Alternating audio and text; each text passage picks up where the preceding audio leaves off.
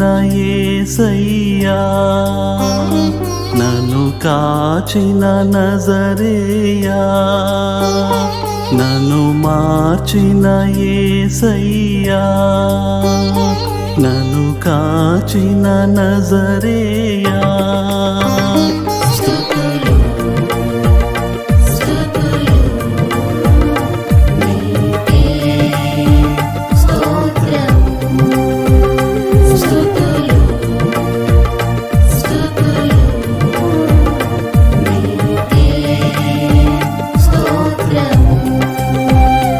నన్ను మార్చిన యేసయ్యా, నన్ను కాచిన నజరేయా, నన్ను మార్చిన యేసయ్యా, నన్ను కాచిన నజరేయా.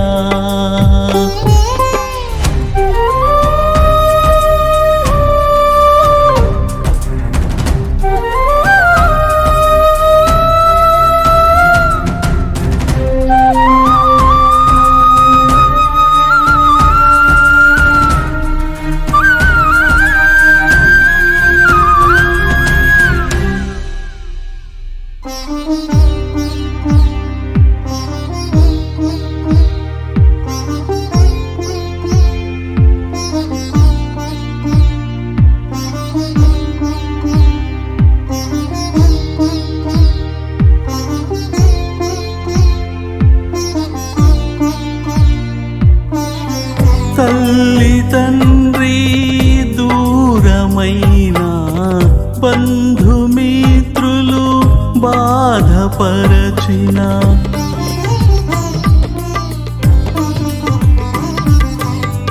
తల్లి తండ్రి దూరమైన బంధుమిత్రులు బాధపరచిన, కలుషములేని నీ ప్రేమతో కరుణించి నన్ను కాపాడినావు.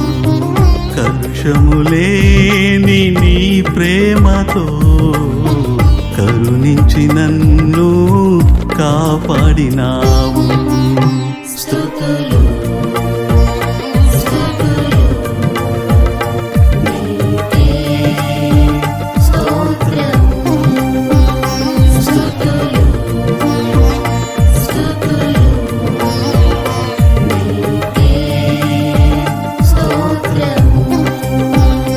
నన్ను మార్చిన యేసయ్యా, నన్ను కాచిన నజరేయా, నన్ను మార్చిన యేసయ్యా, నన్ను కాచిన నజరేయా.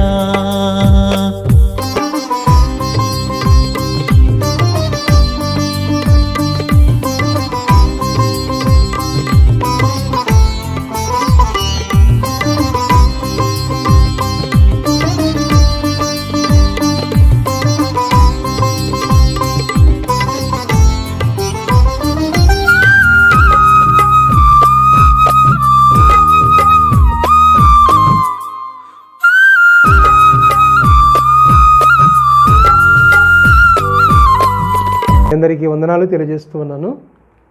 ప్రియ దేవుని బిడ్డలారా, ఉపవాస ప్రార్థన గురించి మనము వాక్యాలు ధ్యానం చేస్తూ ఉన్నాం. ప్రతి సంవత్సరము చాలామంది క్రైస్తవ జీవితంలో ఉపవాస ప్రార్థన చేస్తున్నారు కనుక ఏ విధమైనటువంటి ఉపవాస ప్రార్థన దేవునికి ప్రీతికరము అని గ్రహించి అలా చేయాలని మనము వాక్యాన్ని ధ్యానం చేస్తూ ఉన్నాం. ప్రియులారా, ఉపవాసము చాలా ప్రశస్తమైనది, దేవునికి దగ్గరగా ఉండి చేసేది. ప్రార్థన చేస్తున్నాం, ప్రార్థన అన్నది అనుదిన జీవితంలో చేసేది, అనగా క్రైస్తవ బిడ్డలందరూ చేసేది. ఉపవాసం అన్నది క్రైస్తవ బిడ్డల్లో అక్కరగా ఉన్నటువంటి వారు దేవుని దగ్గర ప్రేమను పొందాలని, దేవుని ఆశీర్వాదాలు పొందాలని, మన యొక్క చిత్తాలను దేవుడు నెరవేర్చాలని మనం ప్రార్థన చేస్తూ ఉంటాం. దేవునికి స్తోత్రం. ప్రార్థన చేసి, ఉపవాస ప్రార్థన చేసి విజయాన్ని పొందినటువంటి వారు కోకొలలుగా ఉన్నారు. ఖచ్చితంగా జవాబిస్తాడు. 100% దేవుడు జవాబిస్తాడు. చాలా అద్భుతమైనది ఉపవాస ప్రార్థన. అయితే మత్తయి సువార్త 3వ అధ్యాయం 17వ వచనంలో, మీరు ఉపవాసము చేయనప్పుడు రహస్యమందున్న తండ్రి మీకు ప్రతిఫలము ఇవ్వవలనని మీరు ప్రార్థన చేయాలి. ఎలా ప్రార్థన చేయాలి అంటే 2 భాగాలు చెప్పాను. ఒకటి తల అంటుకొని అని, రెండవదిగా ముఖాన్ని కడుక్కోవాలి అని. ఈ భాగములో మొదటి భాగములో తల అంటుకొని అనగా మన శరీరాన్ని దేవునికి సమర్పణగా అర్పించుకోవటం. దీన్ని ఏమంటామంటే సజీవ యాగముగా మనం అర్పించుకొని ప్రార్థన చేయటం. We're melting with God. ఇంకా ఆయనలో మనము ఏకమైపోయాం, ఆయనతో కలిసిపోయాం. ఇంకా ఎవరితో పక్క మన లోకం అన్నది, మన ప్రపంచం అన్నది దేవునితోనే. నీవు రూములో ఉన్నా, బయట ఉన్నా, ఎక్కడ ఉన్నా ఇలాంటి యొక్క ప్రార్థనను మనము కలిగి ఉండాలి. అలాంటి ప్రార్థన మనము చేయాలి. ఉపవాస ప్రార్థన నిరంతరము జరిగేటువంటి కార్యక్రమముగా ఉండాలి. దేవునికి స్తోత్రం. నీ తల అంటుకొని చూడండి.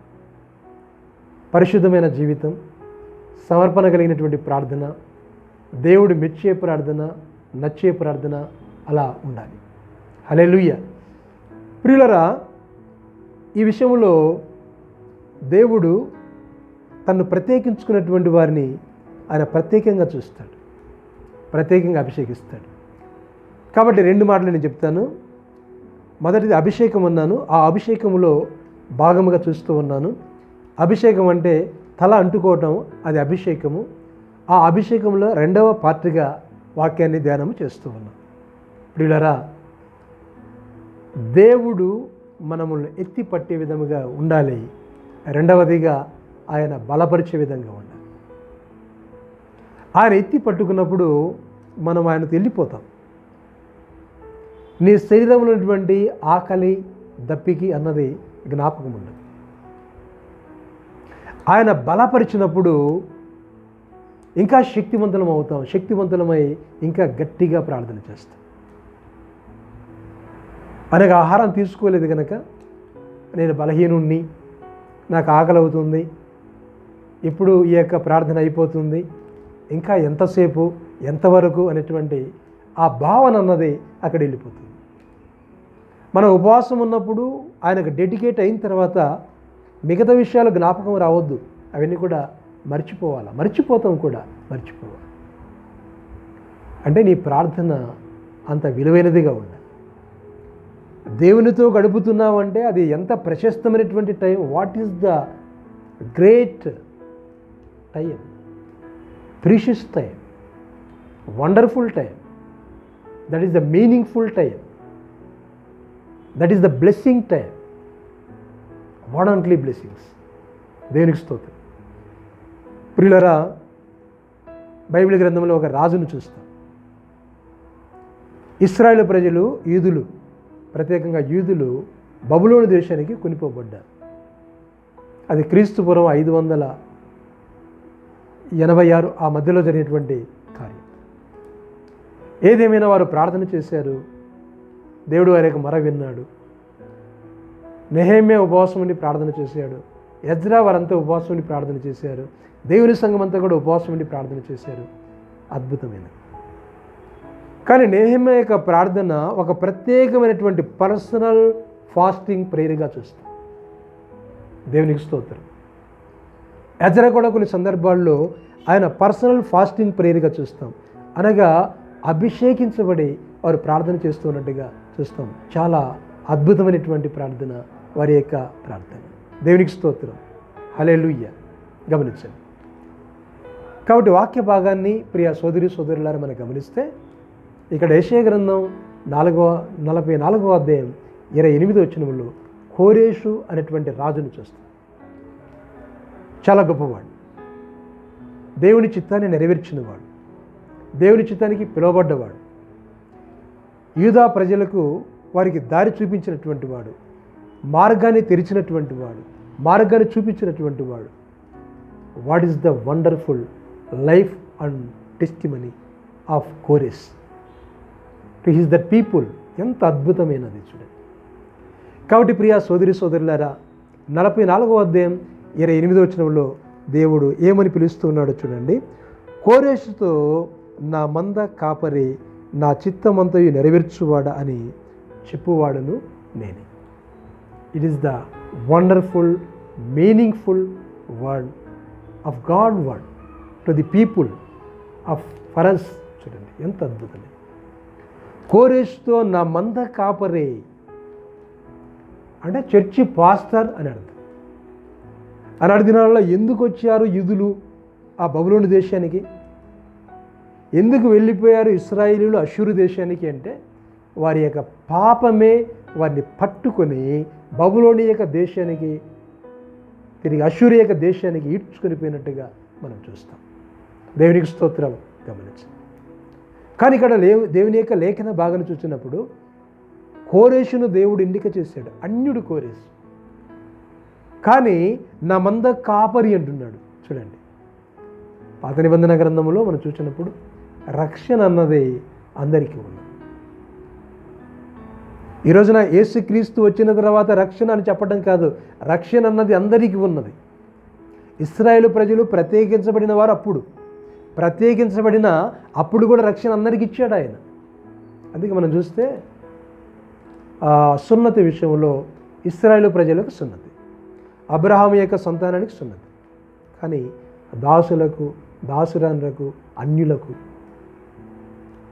వారు కూడా సమర్పణ కలిగి ఉంటే, దేవుని దగ్గరికి వస్తే, నిబంధన చేస్తే, నిబంధన అయిన తర్వాత వారికి కూడా సున్నతి చేసేవారు. దేవునికి స్తోత్రం. What is the best love for the Gentiles. చూడండి, అన్యులను కూడా దేవుడు ఎంతగా ప్రేమిస్తున్నాడో ఒకసారి ఆలోచన చేయండి. కాబట్టి ఉపవాసం ఉన్నప్పుడు ఒక క్రైస్తవులే కాదు, ఎవరైనా దేవుని ప్రేమను గ్రహించాలి, దేవుని ప్రేమను పొందాలి, దేవుని చేత దీవించబడాలి, ఆయన చేత అభిషేకం పొందాలి, ఆయన ఆశీర్వాదం కావాలి అనుకున్నప్పుడు ఎవరైనా ఉపవాసం ఉండి ప్రార్థన చేయవచ్చు. There is no caste, there is no caste, there is no divisions. కాదు, మనుషులు, భూమి మీద ఉన్న మనుషులు ఎవరైనా సృష్టికర్తైన దేవుణ్ణి తెలుసుకుని ఎరిగి ఉండి వారి ప్రార్థన చేస్తే ఆ ఉపవాస ప్రార్థన తప్పనిసరిగా దేవుడు వింటాడు. దేవునికి స్తోత్రం. కోరెషుతో నా మంద కాపరి అన్నాడు. అనగా అప్పుడు ఆ యూదా ప్రజలను నడిపించేటువంటి వాడుగా, వారిని విడుదల చేసేటువంటి వాడుగా, తిరిగి యెరూషలేము నడిపించేటువంటి వాడుగా బబులోను నుంచి ఎవరున్నారనగా కోరెషు. కోరెషు నా మంద కాపరి, నా చిత్తమంతా నెరవేర్చువాడా. దేవునికి స్తోత్రం. చెప్పువాడన నేనే. I said to Koresh, I speak to Koresh, is fulfill my willing among the Judas. కనుక నా చిత్తాన్ని నెరవేర్చేటువంటి వాడు కోరెషు, నా చిత్తాన్ని నెరవేర్చేటువంటి వాడు కోరెషు పాస్టర్గా ఉన్నాడు. అందుకే కోరెషు గురించి చాలా అద్భుతమైన ఉన్నది. కోరెషు కూడా ఏ విధంగా జీవించాడో, ఏ విధంగా వీరిని ప్రేమించాడో, ఏ విధంగా ఫాస్టింగ్ ఉన్నాడో, ఫాస్టింగ్ అనే ఉపవాసం ఉన్నటువంటి ఆ పరిస్థితులు మనకు తెలియదు. కానీ ఆ రాజ్యంలో ఆ రాజు కింద ఎంతోమంది మంత్రులు ఉంటారు, తన ప్రజలు ఉంటారు, వారు అంగీకరించాలి కదా. ప్రియులరా, అబ్రహాం లింకన్ గారు ఆయన అమెరికా దేశంలో అన్య జాతి వారికి అక్కడ ఓటు హక్కు కల్పించినప్పుడు అమెరికా ప్రజలు అంగీకరించలేదు. అలాంటి సమయంలో ఏ దేశమైనా ఎవరైనా అమెరికాలో నివాసం ఉంటే వారికి ఓటు హక్కు, తర్వాత పరిపాలన హక్కు అది ఇవ్వడం మంచిదని అమెరికా దేశ అధ్యక్షుడు అబ్రహాం లింకన్ ఆయన ముందుకొచ్చి ఆ విధంగా నడిపించినట్టుగా చూస్తాం. అందుకే అబ్రహాం లింకన్ షూట్ చేసేసారు. కోరెషును కూడా ఏం చేయాలంటే వారి ప్రజలు షూట్ చేయాలి. కాబట్టి కోరెషు ఆ విధంగా స్వాతంత్రాన్ని యూదా ప్రజలకు ఇస్తూ ఉన్నాడంటే కోరెషు ఎంత ప్రార్థనాపరుడు, దీన్ని బట్టి చూస్తే ఉపవాసం కూడా ఆయన చేసి ఉంటాడు అని మనకు అర్థమవుతుంది. ఆయన దేవుణ్ణి అంగీకరించాడని మనకు అర్థమవుతుంది. అంగీకరించాడు గనుకనే రిలీజ్ చేస్తూ ఉన్నాడు. అంగీకరించాడు గనుకనే దేవుని బిడ్డని గనుకనే నా మంద కాపరే. Church is a church pastor అంటున్నాడు దేవుడికి స్తోత్రం.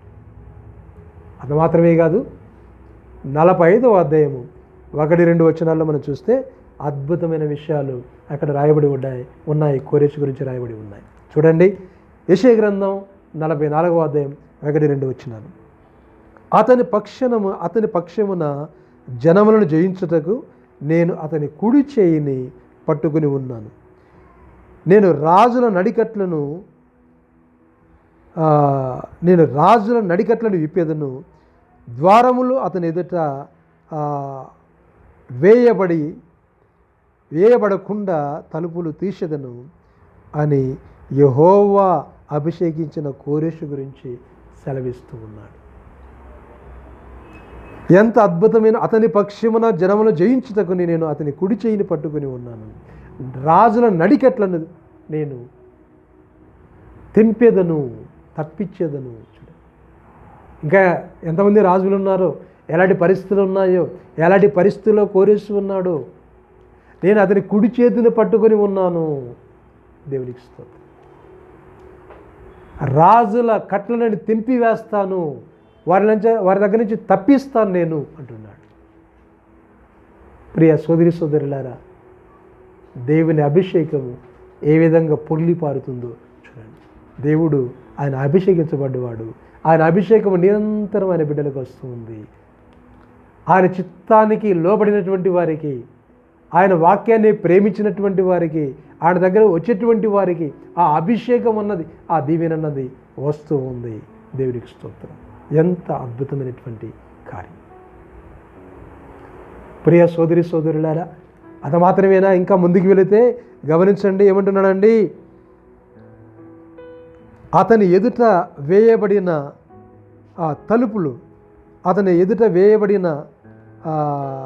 తలుపులు తీసేదను అని యెహోవా తాను అభిషేకించిన కోరేసుని గురించి మాట్లాడుతూ ఉన్నాడు. అతని ఎదుట తలుపులు వేయబడకుండా తీసివేయబడుటకై నేను కోరేషును అభిషేకించి ఉన్నాను. ఈ భాగంలో దేవుడు కోరేషు యొక్క చెయ్యి పట్టుకున్నట్టుగా చూస్తాం. మన ఉపవాసం ఉన్నప్పుడు, మన తల అంటుకున్నప్పుడు, ఆయన చేత అభిషేకించబడినప్పుడు, ప్రియ సోదరి సోదరులారా, నెంబర్ 1 ఏంటంటే దేవుడు మన చెయ్యి పట్టుకోవాలి. మామూలుగా ఉపవాసం ఉంటే కొంతమంది ఉపవాసం ఉంటారు. అప్పుడప్పుడు చూస్తూ ఉంటాం. ఆ చర్చలు కూడా కొంతమంది ఉండే, ఏమైనా వారికి బాధ కలిగినప్పుడు అన్నం తినకుండా మానేస్తారు. ఇంట్లో కొట్లాడుకున్నప్పుడు అన్నం తినక మానేస్తే చచ్చిపోతావు అంతే. దానివల్ల నీకు ప్రయోజనం లేదు, నీ బాడీ డ్యామేజ్ అవుతుంది. కానీ దేవుడు చెయ్యి పట్టుకుంటే అది ఎంత అద్భుతమైనదో, ఎంత ఆశ్చర్యకరమైనదో, ఎంత దీవెనకరమైనదో ఆ ఉపవాస ప్రార్థన తెలుస్తుంది.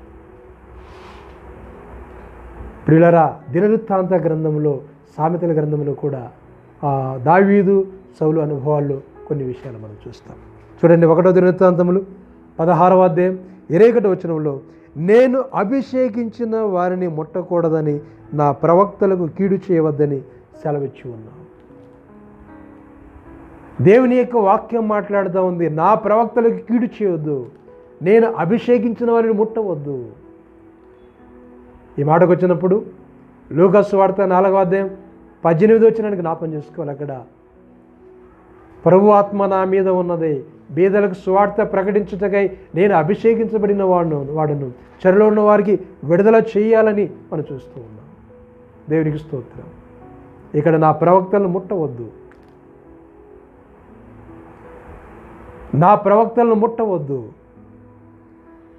నేను అభిషేకించిన వారిని ముట్టవద్దు, వారికి నా ప్రవక్తలకు కీడు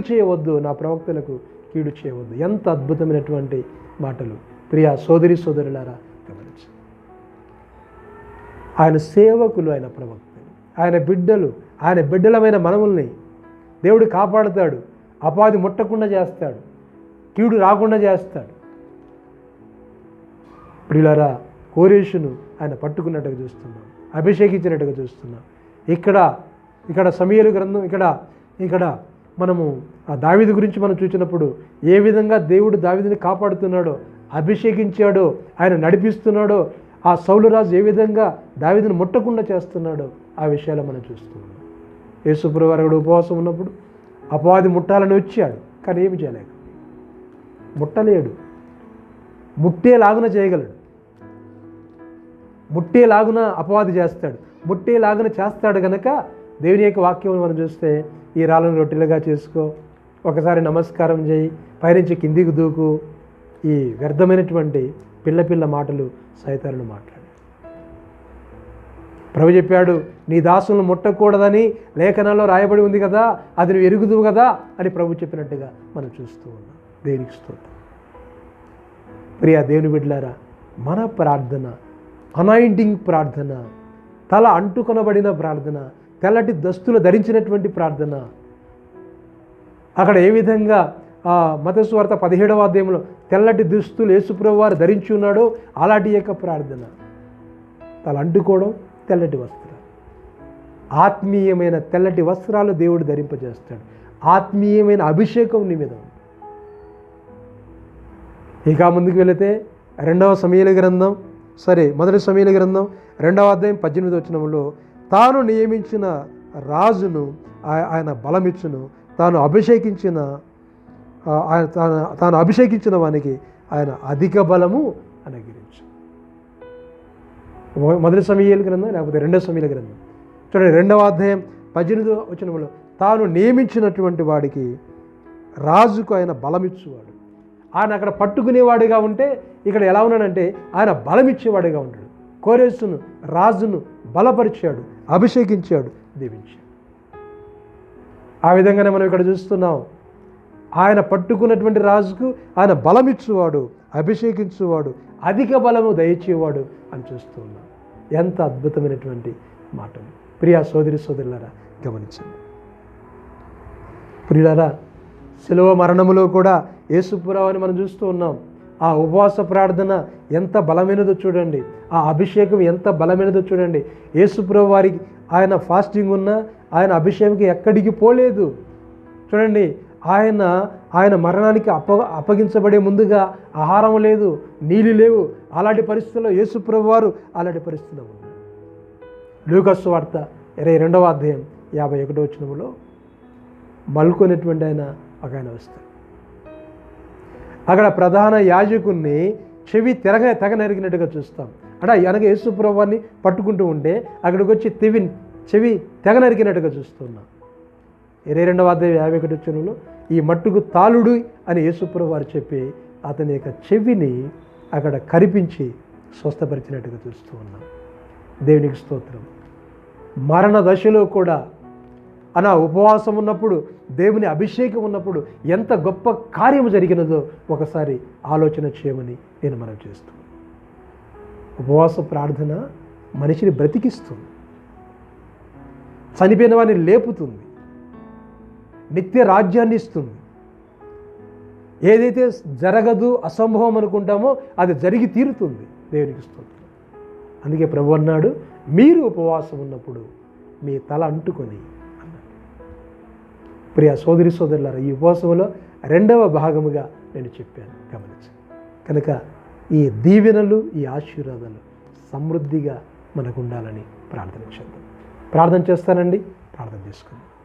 ప్రేమ కలిగిన దేవ, పరిశుద్ధుడా, మీ పరిశుద్ధమైన ఘనమైన పాదములకు వందనాలు, స్తోత్రాలు, కృతజ్ఞతలు. ఉపవాస ప్రార్థన, అభిషేకించబడిన ప్రార్థన ఎంత వెలుగుమయమో మేము చూచాము నా తండ్రి. ఆ దీవెనలు మా మీద ఉంచుతున్న విధానాన్ని బట్టి వందనాలు. ఎవరైతే క్రమంగా ఉపవాసాలు చేస్తూ ఉన్నారో, ఎప్పుడు ఉపవాసాలు చేస్తూ ఉన్నారో, వారిని చెయ్యి పట్టుకుంటావు, వారిని బలపరుస్తావు, వారిని అభిషేకిస్తావు, దీవిస్తావు నాయన. అట్లా దీవెనలు ప్రభువా మా మీద ఉంచుతున్నందుకై వందనాలు చెల్లిస్తాం. వాక్యమైన ప్రతి బిడ్డను, ప్రతి కుటుంబాన్ని దీవించి ఆశీర్వదించి బలపరచు. మా దేశానికి క్షేమము దయచేయండి, ప్రపంచాల మధ్య ఐక్యత దయచేయండి, యుద్ధాలను నివారించండి, సమాధానపరచండి. ప్రభు దేశమంతా ఉపవాసం ఉండి ప్రార్థన చేసిన ఆయన సమాధాన పడుటకు, నీ దీవెనలు పొందుటకు సహాయం చేయమని, నీ రాజ్యం రాబోతుంది కనుక నాయన అందుకొరకు ప్రతి ఒక్కరిని సిద్ధపరిచి, నీ రక్తమే విజయమని, నీ రక్తమే పరిశుద్ధతని నాయన గమనించి నీ రక్తంతో కడిగి శుద్ధీకరించమని అందరి నీ దగ్గరకు వచ్చేటకు సహాయం ఇచ్చి యేసు నామమున ప్రార్థించి వేడుకొనిచున్నాము తండ్రి. ఆమేన్.